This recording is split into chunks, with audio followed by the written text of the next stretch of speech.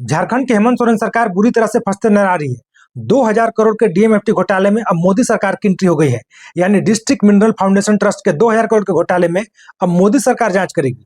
सितंबर 2025 में सबसे पहले इसको सामने लाया था बाबूलाल मरांडी ने, और उसी साल यानी 2025 में झारखंड हाईकोर्ट ने इसे स्वतः संज्ञान लिया था, और अब मोदी सरकार ने जांच का आदेश दे दिए हैं इस बड़े घोटाले में। तो इस वीडियो में डिटेल में चर्चा करेंगे कैसे झारखंड के अधिकारियों ने नेताओं के साथ मिलकर प्लानिंग के साथ झारखंड के गरीब लोगों का 2000 करोड़ रुपया गायब कर दिया। वहीं बीजेपी का कहना है कि अगर इसमें ढंग से जांच होगा तो झारखंड सरकार में शामिल बड़े बड़े नेता अधिकारी जेल के पीछे होंगे, और साथ ही ये घोटाला 2000 करोड़ से बढ़कर 10,000 करोड़ का भी हो सकता है। बीजेपी का तो यह भी कहना है कि ये झारखंड का अब तक का सबसे बड़ा घोटाला निकलकर सामने आ सकता है। सबसे पहले बात करते हैं कि डीएमएफटी है क्या। डिस्ट्रिक्ट मिनरल फाउंडेशन ट्रस्ट, इसकी स्थापना हुई थी 2015 में माइंस एंड मिनरल एक्ट के तहत।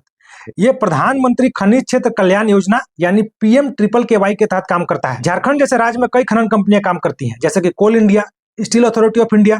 ये अपने टोटल रॉयल्टी का 10 से 30% डीएमएफटी फंड में जमा करते हैं। डीएमएफटी फंड का इस्तेमाल कहाँ होता है? फंड का इस्तेमाल जैसे खनन प्रभावित क्षेत्र, जैसे कि झारखंड की बात करें तो बोकारो में, धनबाद में, रामगढ़ में, इन क्षेत्रों में इस्तेमाल होता है। और खासकर डीएमएफटी फंड का इस्तेमाल गरीब आदिवासी लोगों के लिए किया जाता है, उनके बेहतर शिक्षा के लिए, स्वास्थ्य के लिए, उनके नौकरी के लिए, और साथ ही खनन के कारण जो पर्यावरण का नुकसान होता है उसकी बेहतरी के लिए भी काम किया जाता है।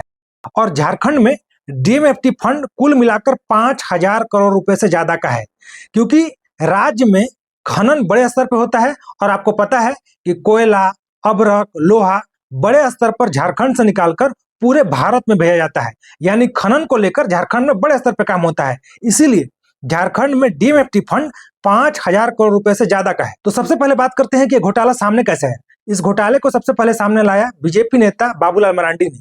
उन्होंने सितंबर 2025 में बताया कि सिर्फ बोकारो जिले में, आप ध्यान रखिएगा, सिर्फ बोकारो जिले में 631 करोड़ रुपए के अनियमितता हुई है। उन्होंने आरोप लगाया था कि झारखंड के मुख्यमंत्री हेमंत सोरेन के इशारे पे डीएमएफटी फंड का इस्तेमाल पर्सनल एटीएम की तरह किया जा रहा है। इसके अलावा उन्होंने और आरोप लगाए थे कि बिना टेंडर के फर्जी टेंडर से पैसे निकाले गए, और अन्य सामान जैसे कि किताब, solar pump, generator, high mast light के दाम 10 से 20 गुना बढ़ाकर बिल बनाए गए। सोचिए, और साथ ही कागज पर करोड़ों खर्च दिखाया, लेकिन जमीन पर कहीं कुछ काम नहीं हुआ है। बाबूलाल मरांडी ने एक उदाहरण देते हुए बताया था घोटाला कैसे हुआ।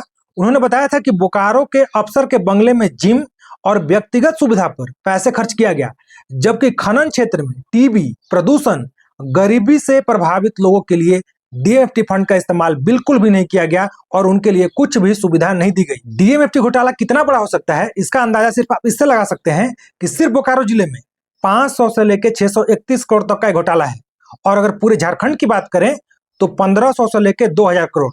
वहीं बीजेपी का दावा है कि अगर केंद्रीय एजेंसी जांच करेगी तो ये घोटाला 10,000 करोड़ तक का भी हो सकता है।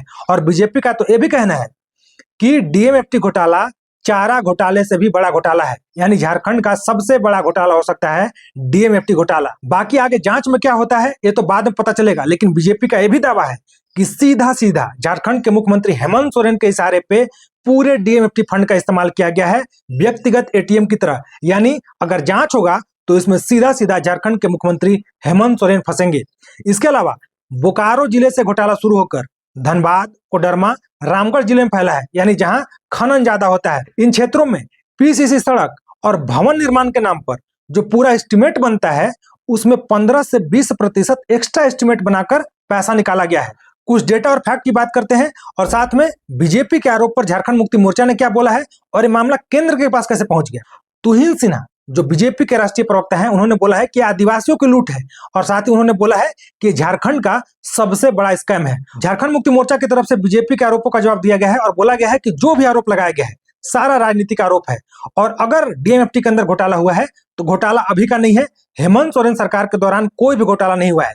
2015 से 2021 के बीच के सीएजी रिपोर्ट का हवाला देते हुए झारखंड मुक्ति मोर्चा ने बोला है कि अगर घोटाला हुआ है, अगर अनियमितता हुई है, तो 2014 से 2019 के बीच में जब झारखंड में बीजेपी की सरकार थी और रघुवर दास मुख्यमंत्री थे, उस समय का अनियमितता है। झारखंड मुक्ति मोर्चा और बीजेपी की तरफ से आरोप तो लगा दिए गए, लेकिन अभी इसमें जांच का क्या स्टेटस है।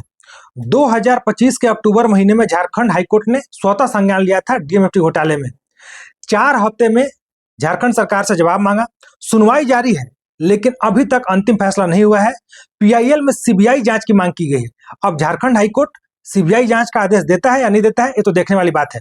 लेकिन फरवरी 2026 में, यानी इसी महीने, केंद्र सरकार ने माइनिंग मिनिस्ट्री से प्रभात खबर में जब एक रिपोर्ट छपा, उसका हवाला देते हुए जांच का आदेश दिए।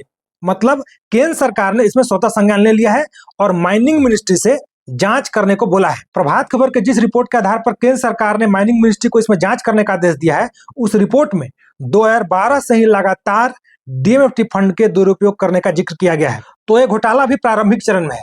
धीरे धीरे इसमें नई नई जानकारी सामने निकल कर आ रही है। सितंबर में तो सबसे पहले घोटाला सामने आया, अक्टूबर में झारखंड हाईकोर्ट ने स्वतः संज्ञान लिया और अभी सुनवाई चल रही है। अब फरवरी के महीने में केंद्र सरकार ने माइनिंग मिनिस्ट्री को इस पूरे मामले में जांच करने के लिए बोला है।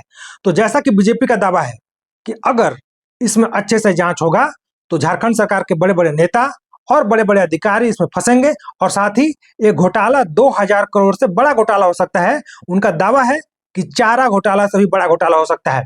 तो देखिए इसमें अभी आगे क्या नया निकल कर आता है। तो आप लोग कमेंट बॉक्स में जरूर लिखिए कि झारखंड में जो लगातार नए नए मामले सामने आ रहे हैं, घोटाले सामने आ रहे हैं, इसके ऊपर आप लोगों की क्या राय है। जो भी आप लोग कहना चाहते हैं कमेंट बॉक्स में जरूर लिखिएगा। साथ ही अगर इसमें कुछ नया निकल कर सामने आता है तो वीडियो के माध्यम से आपको जरूर अपडेट करूंगा। तो चैनल से जरूर जुड़े रहिए। साथ ही वीडियो को लाइक कीजिए, शेयर कीजिए। धन्यवाद।